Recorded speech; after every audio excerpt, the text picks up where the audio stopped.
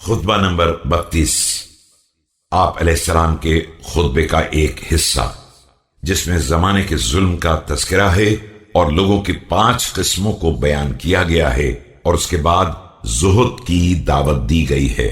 بسم اللہ الرحمن الرحیم۔ أيها الناس إنا قد أصبحنا في دهر عنود وزمن كنود يعد فيه المحسن مسيئا ويزداد الظالم فيه عتوا لا ننتفع بما علمنا ولا نسأل عما جهلنا ولا نتخوف قارعة حتى تحل بنا۔ ایھا الناس، ہم ایک ایسے زمانے میں پیدا ہوئے ہیں جو سرکش اور ناشکرا ہے۔ یہاں نیک کردار برا سمجھا جاتا ہے اور ظالم اپنے ظلم میں بڑھتا ہی جا رہا ہے۔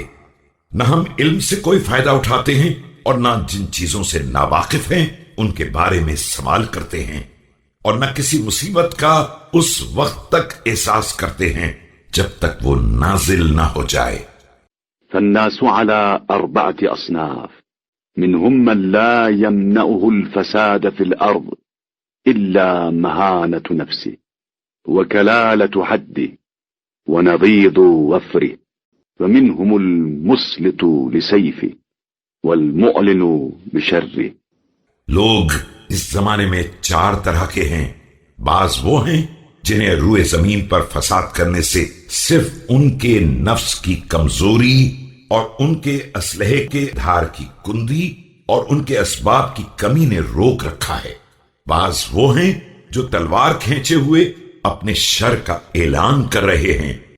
والمجلب بخيله ورجله قد أشرت نفسه وأوبق دينه لغطام ينتهزه أو مقنب يقوده أو منبر يفرعه، ولبئس المتجر أن ترى الدنيا لنفسك ثمنا ومما لك عند الله عوضا۔ اور اپنے سوار و پیادہ کو جمع کر رہے ہیں، اپنے نفس کو مال دنیا کے حصول اور لشکر کی قیادت یا منبر کی بلندی پر عروج کے لیے وقف کر دیا ہے، اور اپنے دین کو برباد کر دیا ہے۔ اور یہ بدترین تجارت ہے کہ تم دنیا کو اپنے نفس کی قیمت بنا دو یا اجر آخرت کا بدل قرار دے دو۔ ومنهم من يطلب الدنيا بعمل الآخرة ولا يطلب الآخرة بعمل الدنيا، قد تأمن من شخصه فقارب من خطوه وشمر من ثوبه وزخرف من نفسه للأمانة۔ بعض وہ ہیں جو دنیا کو آخرت کے اعمال کے ذریعے حاصل کرنا چاہتے ہیں اور آخرت کو دنیا کے ذریعے نہیں حاصل کرنا چاہتے ہیں۔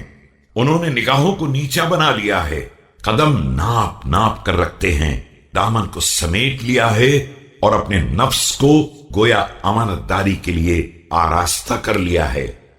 واتخذ ستر الله ذريعة إلى المعصية، ومنهم من أقعده عن طلب الملك رؤولة نفسه وانقطاع سببه۔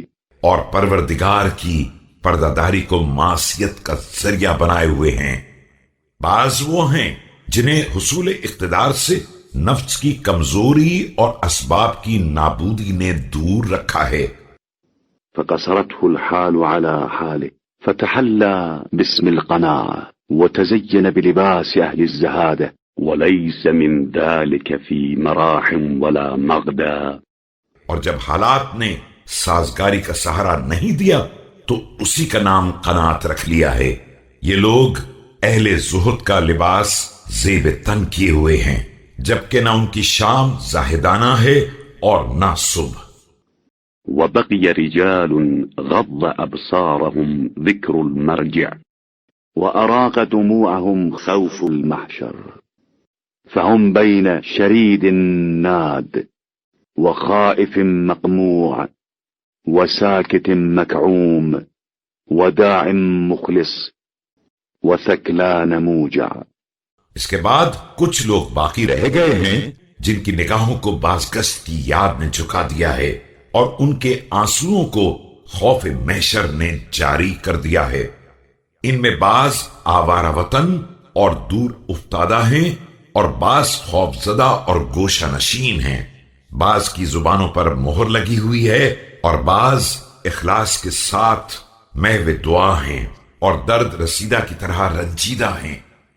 قد أخملتهم التقية وشملتهم الذلة فهم في بحر أجاج أفواههم ضامزة وقلوبهم قرحة قد وعظوا حتى ملوا وقهروا حتى ذلوا وقتلوا حتى قلوا۔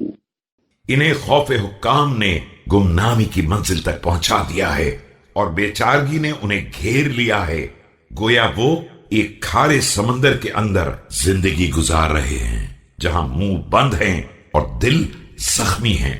انہوں نے اس قدر معاصرہ کیا ہے کہ تھک گئے ہیں اور وہ اس قدر دبائے گئے ہیں کہ بالآخر دب گئے ہیں اور اس قدر مارے گئے ہیں کہ ان کی تعداد بھی کم ہو گئی ہے۔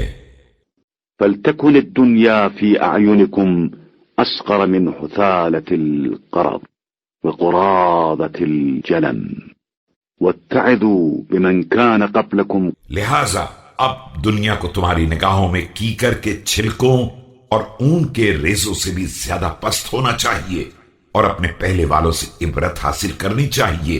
قبل أن يتعظ بكم من بعدكم وارفضوها ذميمة فإنها قد رفضت من كان أشغف بها منكم۔ قبل اس کے کہ بعد والے تمہارے انجام سے عبرت حاصل کریں، اس دنیا کو نظر انداز کر دو، یہ بہت ذلیل ہے، یہ ان کے کام نہیں آئی ہے جو تم سے زیادہ اس سے دل لگانے والے تھے۔